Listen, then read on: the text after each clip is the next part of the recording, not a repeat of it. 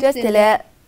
各位观众朋友，大家好，欢迎您收看藏人行政中央电视台本周西藏华语新闻节目，我是主持人庄马，我是主持人达桑莫。在藏历金鼠年的最后一天，以及即将迎来藏历铁牛新年之际，我们将在本期节目里与广大观众朋友们一同回顾2020年有关西藏的10大综合要闻回顾。本期的10大综合要闻有：达赖喇嘛尊者在新冠病毒疫情期间继续引导世人，世界各国领导人祝贺达赖喇嘛尊者85岁华诞，藏人行政中央推出感恩达赖喇嘛尊者年活动。西藏境内人权状况依然严峻，藏人行政中央在疫情期间应对各项挑战。西藏人民议会将第10届会议延期至今年3月举行。美国政府通过2020年西藏政策与支持法案。各国藏人踊跃参与2021年流亡藏人大选。印度各地藏人学生取得优异成绩。国际社会持续关注西藏局势。下面请看详细内容。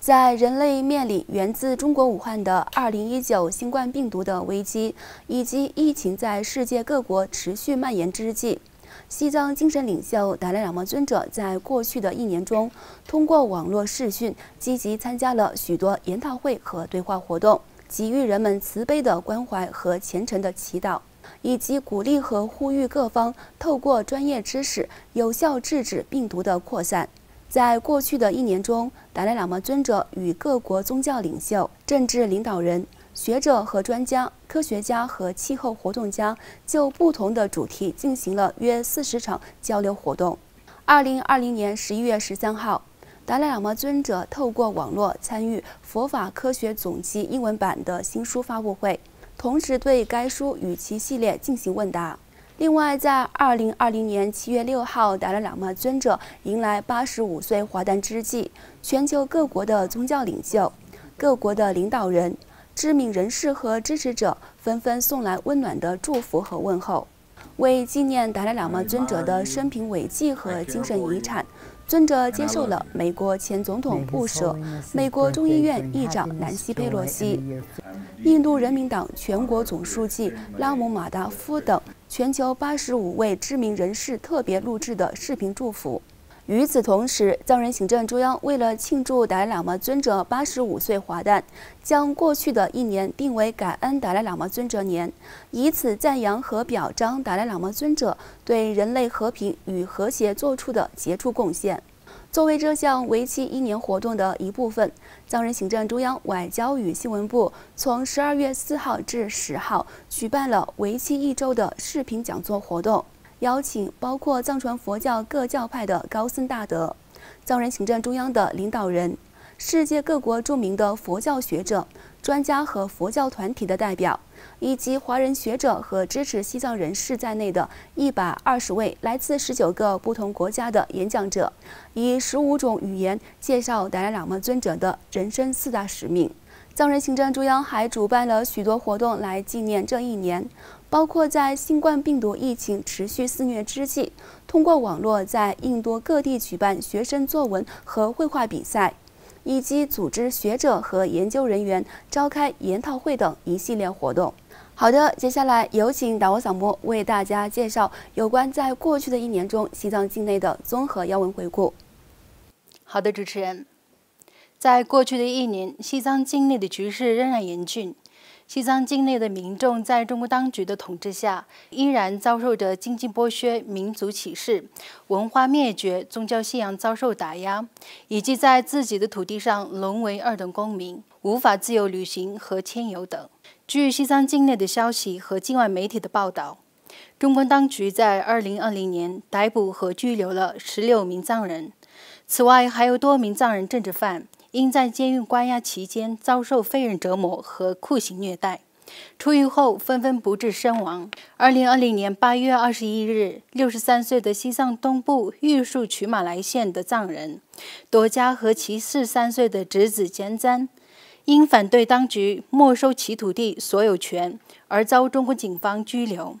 另外，中国当局于去年6月以将金钱汇款至国外罪名，拘留了2名西藏那曲比卢县恰泽的藏人拉莫和丹增塔派。其中，拉莫在拘留期间因被酷刑折磨不幸身亡，而拉莫的表哥39岁的药材商人丹增塔派，在遭中共当局捉捕后一直下落不明。此外，根据媒体报道，中国当局于今年1月6日指控西藏玉属曲马来县2名藏人噶郭和南姆亚在微信群转发有关流亡藏人大选的语音讯息，不仅拘捕了微信管理员噶郭和南姆亚，还将群里的部分藏人拘留质讯。另一名西藏安多赤嘎县青海省贵德县藏人妇女才然错也遭中国当局指控，在微信群里发布所谓摄影信息，于11月12日在西宁的家中被当局拘捕，随后遭处行政拘留10天，并被处以1000元人民币的罚款。同样，现年46岁的西藏安多热贡藏族作家和诗人僧人根登论珠在西藏安多热贡地区黄南州同仁县被捕，目前下落不明。总部设于美国旧金山、长期关注中国囚犯权益的非政府组织对话基金会于去年9月14日发布消息称，2020年西藏东部甘孜有9名藏人被甘孜藏族自治州中级人民法院以煽动分裂国家的罪名判刑。这9名藏人分别是才沙、多玛次人、卓巴、才仁以谢、彭巴、南杰嘉措、白马次人、布曲、布达。由于中国政府对西藏严厉管控，无法获得进一步消息。此外，在2020年，已知有14名藏人被中国当局以莫须有的罪名判处不同的刑期。西藏康区比卢县的藏人歌手楞珠扎巴于2019年5月发行最新歌曲《黑帽》，批评中国政府在西藏实施压制政策，随后遭中国当局的追捕。在拘留近1年的时间里，楞珠扎巴频繁遭到军警的残暴殴打和审讯。2020年6月，中国法院以分裂国家的罪名判处楞珠扎巴6年徒刑。另外，中国当局于2020年6月以扫黑除恶专项斗争为名，控制西藏东部安多中共统治下的甘肃省甘南藏族自治州夏河县的10名维权藏人从事敲诈勒索、强迫交易的罪名，并分别判处8年至13年不等刑期。10名遭判藏人分别为真西佳木措、娘亲河、加老、索纳木加、德和泰加、才相、丹巴佳木措、丹增道吉以及丹增才让和焦巴才让。此外，国洛州中级法院以煽动分裂国家罪判处西藏安多国洛现中共统治下的国洛州妈曲县藏人游牧民楞珠朵基1年有期徒刑，罪名是在其微博和微信账号上转发中国当局认为是非法的内容，包括达赖喇嘛尊者的照片和教义。据了解，楞珠朵基于去年7月23日被捕，在被判刑期间拘留了5个月。另据报道，2020年7月，来自西藏安多现青海省黄南州泽库县的2名叫坎多才丹和才果的藏人，因创造和演唱一首赞美达赖喇嘛的歌曲，被当地法院指控颠覆国家罪和泄露国家机密罪，分别处判了7年和3年有期徒刑的监禁。国际维权组织指出，所有遭判藏人都被中国当局以虚假和莫须有的罪名判刑。在2020年至2021年，已知有6名藏人政治犯在中国监狱服刑期间遭受非人折磨和酷刑虐待，导致他们在获释时身受重伤和患上各类的疾病，最终陆续不治身亡。去年8月，西藏那曲比卢县3个孩子的母亲拉莫因在监狱期间遭受酷刑，在被警方从拘留所送到当地医院救治后不治身亡。另外一位名叫曲记的西藏前政治犯在中国监狱服完4年期刑后，于2019年获释，但因在狱中遭受酷刑，于2020年5月份不治身亡。与此同时，拉萨林州县江热下乡藏人称列曲丹又名桑珠，因抗议中国当局的治藏政策而被当局刑判7年。由于关押期间遭受酷刑和折磨，在出狱不久后于2020年2月17日不幸去世。另外，与西藏知名高僧丹增德勒仁波切一起遭中国当局指控制造一系列爆炸案而遭判7年徒刑的这些平措，由于在看守所期间遭受非人折磨和虐待，以及患有肺结核等疾病，自2003年7月被当局提前释放后，健康状况一直不佳，最终于2020年3月16日不幸在家中逝世，终年60岁。此外，曾被中国当局指控在中国社交媒体平台上分享和传播敏感政治文件，而遭到中国当局拘捕的西藏所县前政治犯根登席绕，在狱中关押期间遭受非人折磨和酷刑的虐待，在出狱后于2020年4月18日不幸在家中逝世，享年50岁。与此同时，曾于1992年在西藏拉萨街头和平抗议中国当局，并高举西藏国旗和呼喊口号，要求西藏自由和让达赖喇嘛尊者返回西藏，而遭中国当局判刑8年的西藏前政治犯次仁巴珠，因在服刑8年期间遭受非人毒打和折磨，在2000年6月释放后，身体状况一直不佳，最终于去年4月26日在拉萨的家中去世。另外，2019年11月参加反对中国当局的和平抗议活动，而数度遭捕的西藏康区什区温波寺僧人丹增尼玛，由于在中共监狱羁押期间受到酷刑虐待，获释后在其家人多次送医治疗无效后，于今年1月19日不幸身亡，年仅19岁。与此同时，在历时5年后，才与近期传出境外的西藏比如县26岁的藏人畜牧自焚抗议中国政策的事件，是中国政府严厉控制西藏境内讯息流通的明显例子之一。就连西藏语言倡导者这些文色，在2021年1月获释后的情况也无从得知。接下来，请卓玛来介绍有关藏人行政中央应对2019年新冠病毒的对策和各项防疫工作。好的，接下来请关注有关藏人行政中央在应对2019新冠病毒的对策和各项防疫工作的消息。在2019年，中国武汉出现首例新型冠状病毒的病例，让世界各国都在与这场危机全球的疫情做斗争。对此，藏人行政中央卫生部和各级部门立即采取防疫措施，应对疫情在流亡藏人社区中蔓延。在疫情初期，藏人行政中央嘎夏批准了3300卢比的2019新冠病毒防疫资金，使流亡藏人社区的年长者、受困人员和滞留印度各大城市的学生受益。这是藏人行政中央为防疫而批准的第一个大型计划。随后由藏人行政中央司政和卫生部部长领导的2019新冠病毒特别防疫小组成立，负责处理有关新型冠状病毒的各项事务。在印度全国范围内的封锁解除后，藏人行政中央在各大流亡藏人社区展开封锁，控制病毒的进一步传播。而藏人行政中央2019新冠病毒特别防疫小组的领导下，陆续为印度和尼泊尔等流亡藏人社区提供了诸如救护车和隔离设施、心理咨询热线电话、应对精神压力咨询服务等各种防疫措施，并在藏人社区设立了拭子样本采集点。另外，藏人行政中央还从紧急救助基金中为滞留印度各大高校的学生、老年人和贫困藏人拨款援助资金，以及通过藏人行政中央电视台等网络平台为学生提供在线课程和其他学习服务。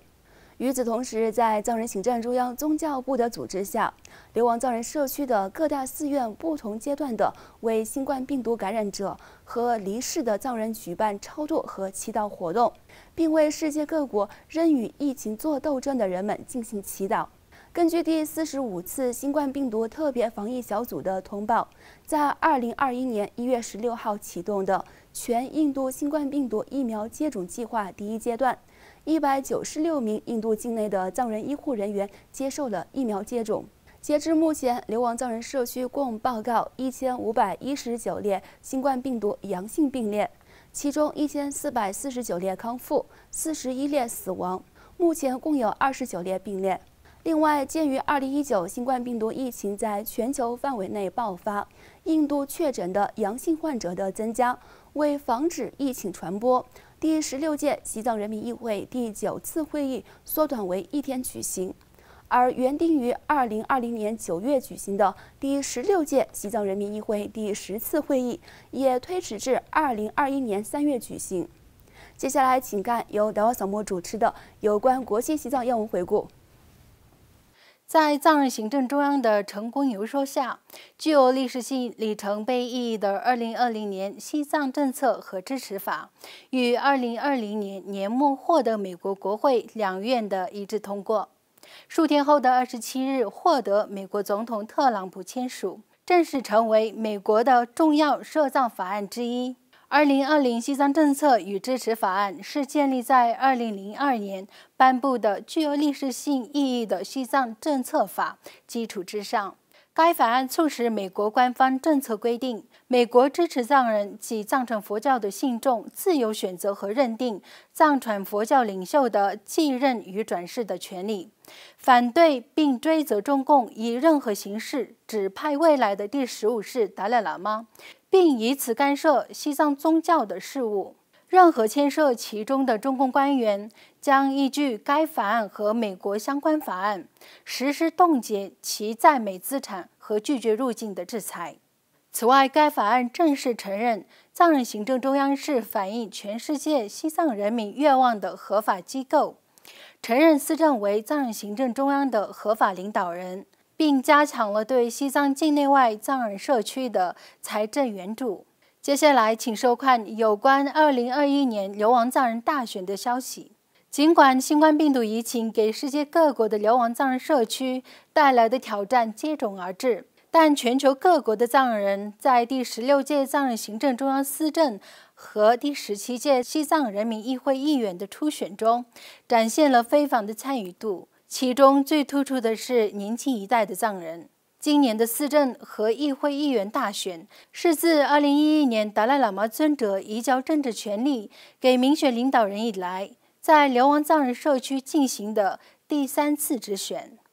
另外，在2020年，流亡藏人学生也在印度各级考试中取得了优异的成绩。丹增乙希和贡嘎列囧在印度全国国家资格暨入学考试中获得500分以上的成绩，成为印度各大媒体的头条新闻。而在印度全国中级教育委员会宣布10至12年级的考试成绩时，流亡藏人社区的各大藏人学校中，共有19名藏人学生取得了95%以上的成绩。这是藏人学生首次在印度中级学校考试中取得的最高成绩。在上述成绩中，攻读班加罗尔大学图书与信息科学专业硕士学位的藏人学生扎西拉姆获得该校最高学术等级的金奖。同样，丹增曲宗和索浪曲吉分别以工商管理学士和商学学士学位获得班加罗尔达亚南德萨加尔大学